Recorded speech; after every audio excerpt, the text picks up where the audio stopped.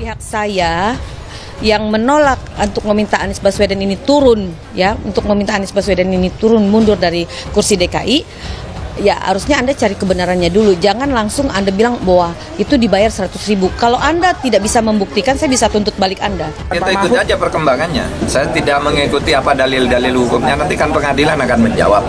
Kalau sudah di pengadilan tuh ada kemungkinan satu, dia diterima itu artinya bisa diproses, bisa juga tidak dapat diterima, artinya tidak masuk di dalam kompetensi pengadilan misalnya. Apapun bisa dibawa ke pengadilan, cuma pengadilan bisa menyatakan ini bisa diadili, ini tidak. Kalau diadili, apa putusannya itu wewenang hakim sepenuhnya. Saya melihat nasib warga Jakarta yang menjadi saksi kehancuran kotanya. Mereka yang memilih Anies harusnya malu karena dari dulu pun seharusnya mereka tahu Anies Baswedan parah sekali. Tingkat memalukannya level dewa.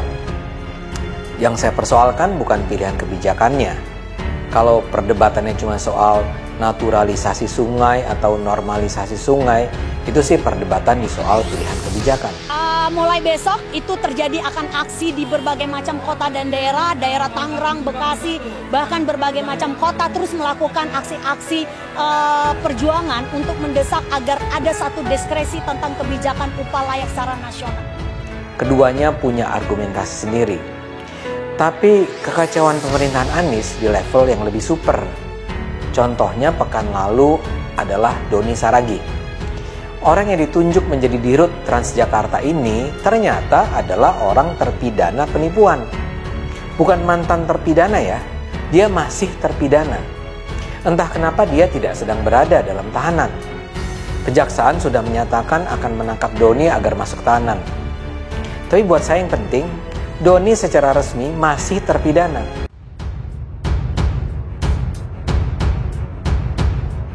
Demo buruh di kantor Heru Budi Hartono, KSPI singgung kepemimpinan Anies Baswedan. Massa buruh menggelar demo menolak rumusan PP nomor 36 untuk kenaikan upah minimum provinsi 2023 DKI Jakarta di Balai Kota hari ini. Ketua Perwakilan Daerah KSPI DKI Jakarta Winarso menyatakan rumusan itu tidak sesuai dengan kebutuhan hidup layak di Jakarta.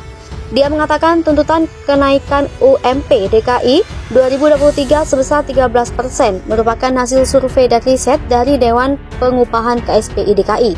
Dengan kenaikan 13% itu, buruh menuntut UMP DKI 2023 5,4 juta rupiah. Dia minta Pemprov DKI membangun komunikasi dengan para pimpinan buruh di DKI Jakarta, tak hanya soal UMP DKI juga untuk membahas isu akan ada PHK massal mengenai opini resesi global.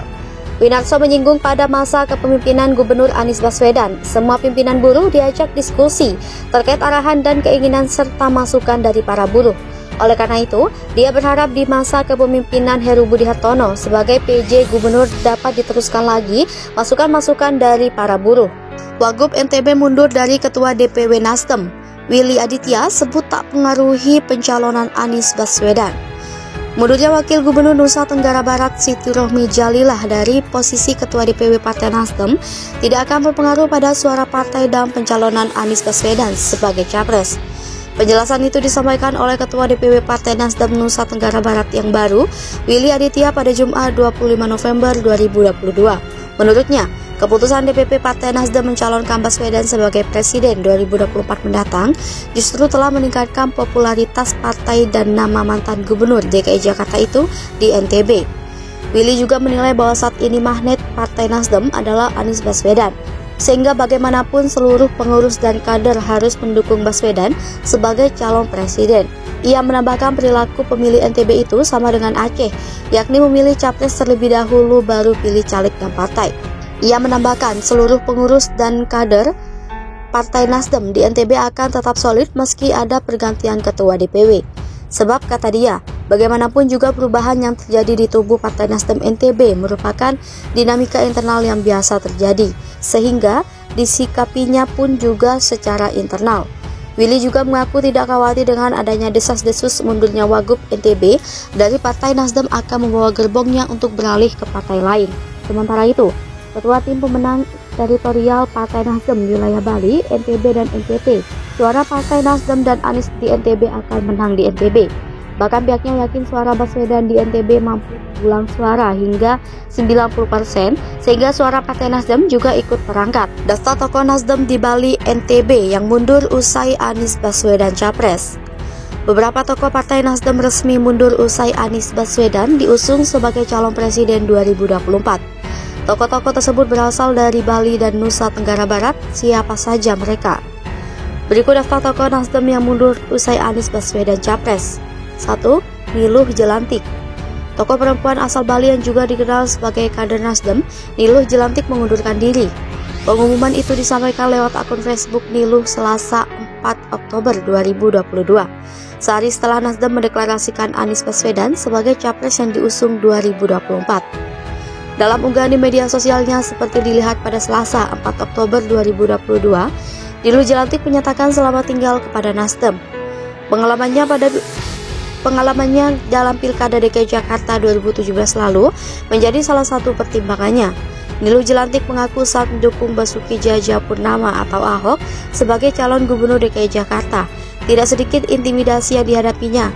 Di sisi lain, ia memandang Jakarta sebagai miniaturnya Indonesia. Meski demikian, ia mengaku saat rakernas tersebut masih berpikir positif terhadap masing-masing calon yang hendak dideklarasikan. Menurutnya, Anies punya kelebihan dan kekurangan. Namun, secara pribadi ia memiliki prinsip, terlebih ia telah menyatakan akan keluar dari Nasdem bila Anies Baswedan dideklarasikan sebagai capres. Pernyataan itu ia keluarkan beberapa tahun lalu. 2. Tokoh Puri Anom Tabanan, anak Agung Ngurah Panji Astika. Setelah Niluh Jelantik, kali ini giliran anak Agung Ngurah Panji Astika yang memutuskan hengkang dari Partai Besutan Surya Paloh tersebut. Panji Astika yang dikenal sebagai tokoh Puri Anom Tabanan itu mundur sehari setelah Anies Baswedan dideklarasikan sebagai calon presiden 2024, Selasa 4 Oktober 2022. Untuk diketahui, Panji Astika tadinya menduduki posisi Wakil Ketua Bidang Hubungan Eksekutif di DPW Nasdem Bali. Panji Astika mengakui perbedaan pilihan politik pasca deklarasi Anies Baswedan sebagai capres menjadi alasan pengunduran dirinya. Menurutnya, pilihannya untuk mundur telah dipahami koleganya di kepengurusan Nasdem Bali. Soal kemungkinan terjun lagi ke partai politik, ia mengaku masih melihat perkembangan dan situasi. 3. Wagub NTB Siti Rohmi Jalilah. Wakil Gubernur NTB Siti Rohmi Jalilah resmi mundur dari Partai Nasdem. Wanita yang sebelumnya menjabat sebagai Ketua Dewan Pimpinan Wilayah Partai Nasdem Provinsi Nusa Tenggara Barat itu hengkang dengan alasan keluarga. Hal tersebut diungkap Willy Aditya yang ditunjuk sebagai Ketua Dewan Pimpinan Wilayah Partai Nasdem Provinsi NTB 2022-2024 usai Rohmi mengundurkan diri dari Partai Besutan Surya Paloh tersebut. Pengunduran diri Rohmi diumumkan langsung oleh Koordinator Kemenangan DPP Nasdem Wilayah Bali Nusra, Juli Lais Kodat di Mataram, Jumat 25 November 2022 sore. Menurut Juli, surat pengunduran diri Rohmi yang juga Wakil Gubernur NTB itu telah diterima oleh pimpinan Nasdem di Jakarta pada Rabu 22 November 2022 lalu. Juli enggan merinci alasan utama Rohmi pamit dari Partai Nasdem. Menurutnya, Rohmi pun tidak menyebutkan alasan keluar dari Nasdem itu dalam surat pengunduran diri itu.